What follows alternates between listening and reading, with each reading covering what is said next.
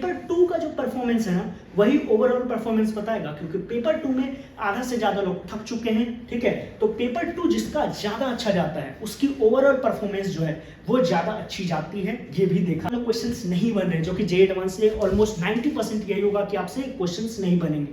तो बस यही सोचना है, अगर टफ है तो सबके लिए टफ है, अगर इजी है तो सबके लिए इजी है।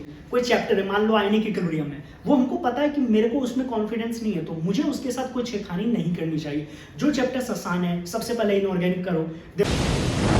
So hello everyone, so this is Mrityunjay. और जैसा कि आप सबको पता है कि जेई एडवांस 2023 का जो एग्जाम डेट वो आ चुका है। आज जब मैं वीडियो शूट कर रहा हूँ तो एडमिट कार्ड भी रिलीज हो गया है। तो डेट जो है वो 4 जून 2023 है। तो हम जब मुश्किल से 7 दिन बचे हैं लगभग, और जब ये वीडियो अपलोड होगा तो मुश्किल से 3 से 4 दिन बचे होंगे।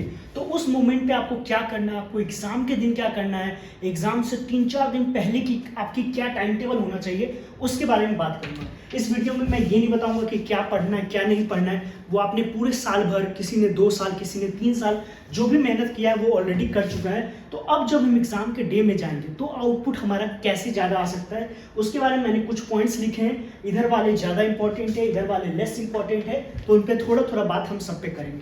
तो सबसे पहली बात होती है कि जेई एडवांस, वैसे देखा जाए तो नीट का जो एग्जाम होता है वो कैलकुलेशन मोड में ज़्यादा होता है, देन जेई मेन होता है, और जेई एडवांस में कैलकुलेशन थोड़ा सा कम आता है। But if you are talking about integer type questions तो वहाँ पे कहीं ना कहीं कैलकुलेशंस बढ़ जाते हैं।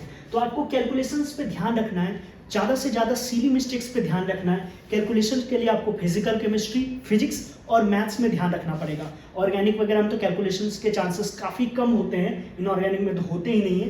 तो ये वाला जो फर्स्ट पॉइंट है, आप ध्यान रखना कि इंटीजर टाइप के जब क्वेश्चंस आप बनाओ तो वहाँ पे कैलकुलेशंस को पेपर में करके देखने की ट्राई करना, जो भी आपके पास रफ सीट होगा। दूसरा होता है रीडिंग स्पीड, वहाँ मैंने लिख रखा है कॉम्प्रिहेंशन। तो रीडिंग स्पीड आप एनसीईआरटी वगैरह ज़्यादा से ज़्यादा पढ़ने का ट्राई करो, ताकि लंबा लंबा पैराग्राफ होता है, लंबा लंबा कॉम्प्रिहेंशन होता है, और उसको 2 मिनट 3 मिनट में सॉल्व करने के लिए आपको वर्ड कितने कम टाइम में आप ज़्यादा से ज़्यादा ग्रास्प कर सकते हो चीज़ों को। क्योंकि कॉम्प्रिहेंशन वाला क्वेश्चंस, मैथ्स का कॉलम वाला क्वेश्चंस, और जेई में तो किसी को पता ही नहीं होता है कौन सा फॉर्मेट कब आ जाए। तो इसलिए रीडिंग स्पीड भी हमारी काफ़ी अच्छी होनी चाहिए, जिससे कि हम जल्दी से जल्दी क्वेश्चंस को पिक कर सकें और उसको बना सकें। The third one is concept और एप्लीकेशंस। मैंने लिखा है JEE advance is full of concept, सिर्फ एक कॉन्सेप्ट नहीं। कभी मान लो ऐसा भी क्वेश्चन पूछता है कि आयनिक इक्विलिब्रियम का कॉन्सेप्ट इलेक्ट्रोकेमिस्ट्री के साथ जोड़ दिया, तो मिक्स्ड कॉन्सेप्ट का बहुत ज्यादा गेम है। तो कोई जरूरी नहीं कि मुझे सिर्फ एक ही कॉन्सेप्ट पे क्वेश्चन पूछा जाएगा, मिक्स्ड कॉन्सेप्ट पे पूछा जाएगा, है ना। तो आपको ध्यान रखना है कि एप्लीकेशन वाले पार्ट पे आपको फोकस करना है, सिर्फ एक कॉन्सेप्ट नहीं, मतलब 2 चैप्टर को मिक्स करके भी कॉन्सेप्ट। तो कॉन्सेप्ट तो JEE advance is known for their application part. Okay, number the fourth is memory retention. Like for example inorganic chemistry की बात करूं तो कितनी सारी चीजें होती हैं जो आपको याद करनी होती है। तो कहीं ना कहीं वो मेमोरी रिटेंशन कैसे आएगा, फॉर्मूला सीट आपने बनाया होगा 2 साल 3 साल का, जो भी प्रिपरेशन किया होगा, तो उसको बार बार रिवाइज करो। तो मेमोरी रिटेंशन का जो खास करके है वो फिजिक्स में जब आपको फॉर्मूला याद करना होगा, या खास करके इनऑर्गेनिक या ऑर्गेनिक के क्वेश्चन सॉल्व करने टाइम ये जो मेमोरी रिटेंशन वाला पार्ट है वो कहीं ना कहीं बहुत ज्यादा काम आएगा।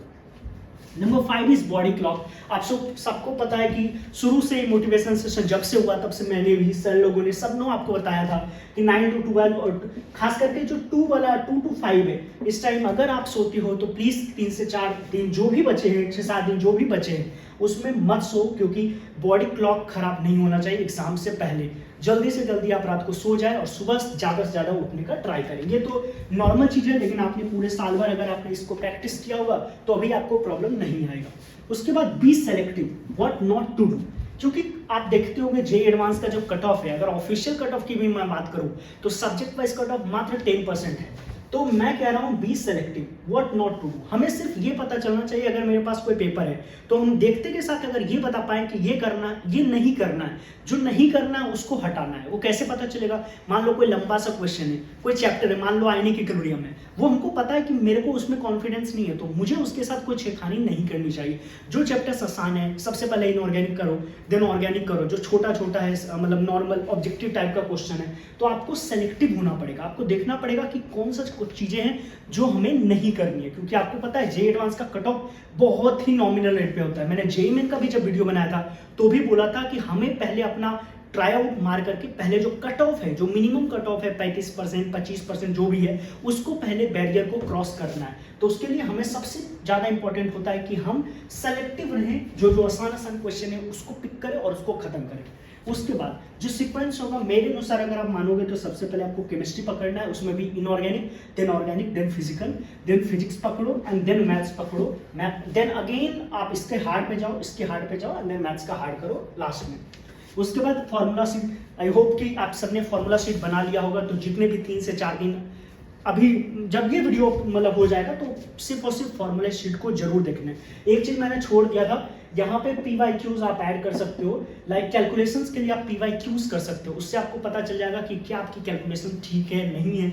अगर इनकेस कहीं पे फॉल्ट आ रहा है तो आप उसको चेकआउट कर सकते हो। तो फार्मूला शीट जरूर आपको करना है, खास करके फिजिक्स और केमिस्ट्री में, है ना, वहाँ पे नोट्स वगैरह बहुत ज़्यादा इंपॉर्टेंट होते हैं।